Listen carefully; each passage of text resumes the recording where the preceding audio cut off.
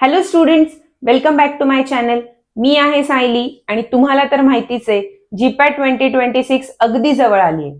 आणि ऑनेस्टली सांगते, students नॉलेजमुळे rank गमवत नाही, तर ते प्रॉपर स्ट्रॅटर्जी नसल्यामुळे marks गमवतात.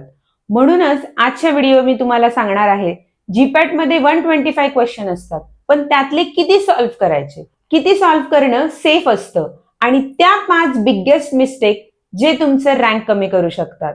So students, stay tuned till the end and without any further ado, let's get started with today's video. तर students, आपण आता बघूया smart attempt strategy. Paper easy आला तर स्टुडंट्सना वाटतं इझी पेपर आहे, सगळे क्वेश्चन्स अटेम्प्ट करू. नो, इथेच इमोशनल व्हायचं नाहीये.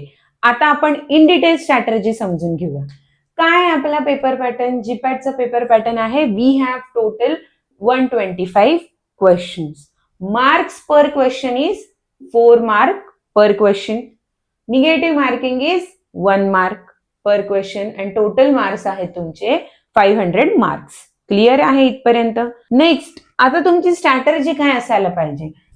Smart attempt strategy. तुम्ही नॉर्मली 80 to 100 क्वेश्चन्सच अटेम्प्ट करायला पाहिजे, जर अॅक्युरसी असेल तरच.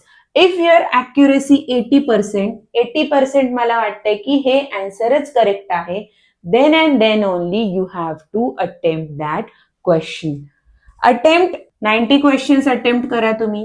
याच्यामधले जर 72 करेक्ट आले आणि 18 रॉंग आले तर तुमचा रँक येईल 270, which is a good rank. But if you attempt 115 questions without accuracy, even 35 जरी wrong झाले तरी तुमचं रँक कमी होणार आहे. There is always quality greater than a quantity. तर फक्त खूप इझी क्वेश्चन आलेत म्हणून मी सगळेच क्वेश्चन सॉल्व्ह करते किंवा करतो असं नाहीये. प्रॉपर विचार करूनच आपल्याला अटेम्प्ट करायचंय. मी इतके अटेम्प्ट केले, मला आहे का 100% अश्युरिटी की हेच आन्सर करेक्ट आहे, तरच मी तो क्वेश्चन अटेम्प्ट करणार. एक्स्ट्रा अननेसेसरी क्वेश्चन्स मी अटेम्प्ट करणार नाही. कितीही इझी पेपर असेल तरी त्याचा कट ऑफ जास्त लागणार, पेपर इझी आहे म्हटल्यावर. आणि तुम्ही अननेसेसरी एक्स्ट्रा क्वेश्चन्स अटेम्प्ट केले आणि त्यातले थोडे जरी रॉंग आले तरी सुद्धा तुमचा ओव्हरऑल रँक कमी होणार आहे. क्लिअर? तर स्टुडंट्स, अशा कोणत्या 5 बिगेस्ट मिस्टेक्स आहेत ज्या तुमचा जीपॅटचा रँक कमी करू शकतात? तर चला बघूयात. First one, over attempting without accuracy. Guess work करायचं नाहीये.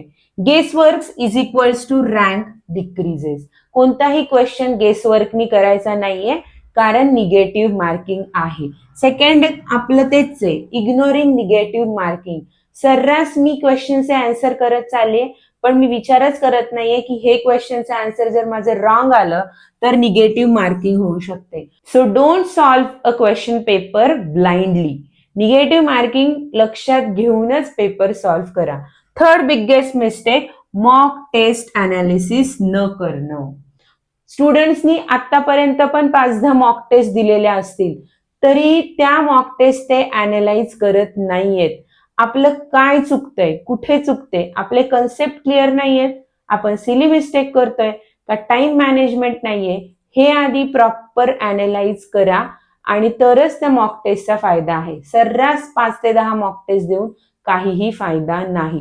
Next, poor time management. सगळं येतंय, सगळं करता येतंय, क्वेश्चन पण सॉल्व्ह करता येतात, पण टाइम मॅनेज होत नाहीये. So use that. Round 1, round 2 and round 3. Round 1 मध्ये आपल्याला सगळे इझी क्वेश्चन्स अटेम्प्ट करायचे आहेत. पहिल्यांदा पूर्ण पेपर वाचत जायचं, इझी क्वेश्चन्स अटेम्प्ट करून घ्यायचे. नंतर आपल्याला माहिती असतात की काही असे क्वेश्चन्स आहेत की याच्यावर मी नंतर विचार करून अटेम्प्ट करू शकते. ते आहे तुमचे मॉडरेट क्वेश्चन्स. मॉडरेट क्वेश्चन्स मग तुम्हाला राऊंड 2 मध्ये अटेम्प्ट करायचे. आणि लास्ट आहेत तुमचे कन्फ्युजिंग क्वेश्चन. राऊंड 1 ला तुम्ही देऊ शकता 45 to 80 मिनिट्स. राऊंड 2 ला तुम्ही देऊ शकता 80 to 110 मिनिट्स. अँड राऊंड 3 ला तुम्ही देऊ शकता 110 to 160 minutes. And in last 20 minutes, you have to analyze all of these. Cross check. कधी कधी आपण काय करतो, करेक्ट आन्सर माहिती असतं पण क्लिक करताना आपण रॉंग आन्सर करतो. सो लास्ट याच्यामध्ये आपण किती क्वेश्चन सॉल्व्ह केलेत ह्या 20 मिनिट्स मध्ये बघता आलं पाहिजे. क्लिअर? नेक्स्ट आहे new topic in last week. इथे सर्वांचं चुकतं. लास्ट वीक मध्ये कोणताही नवीन टॉपिक सुरू करायचा नाही. त्याच्यामुळे तुम्ही आधी जे वाचले ते पण विसरणार आहे आणि त्याचेही क्वेश्चन्स तुम्ही प्रॉपरली सॉल्व्ह करू शकत नाही. क्लिअर? तर स्टुडंट्स, जीपॅट ही फक्त नॉलेज चेकिंगची एक्झाम नाहीये, तर ही तुमचे स्ट्रॅटर्जी आणि टाइम मॅनेजमेंटची पण एक्झाम आहे. सो तुम्ही जर या 5 मिस्टेक्स अवॉइड केल्या तर तुम्ही यावर्षी चांगला रँक आणू शकता. सो मला कमेंट करा की तुम्ही किती क्वेश्चन सॉल्व्ह करणार आहात. तो चलो, bye, all the best and believe in your study. तुम्ही 1 वर्ष अभ्यास केलेला आहे. Bye bye.